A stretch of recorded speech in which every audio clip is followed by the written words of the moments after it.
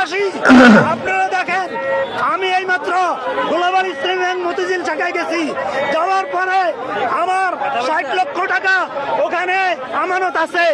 আমার প্রফিট ঢুকে প্রত্যেক মাসে, আমার ইন্স্যুরেন্সের টাকা পাও না, আমার লাভের টাকা পাও না, আমার আমানতের টাকা পাও না, আমার কোনো টাকা দিচ্ছে না।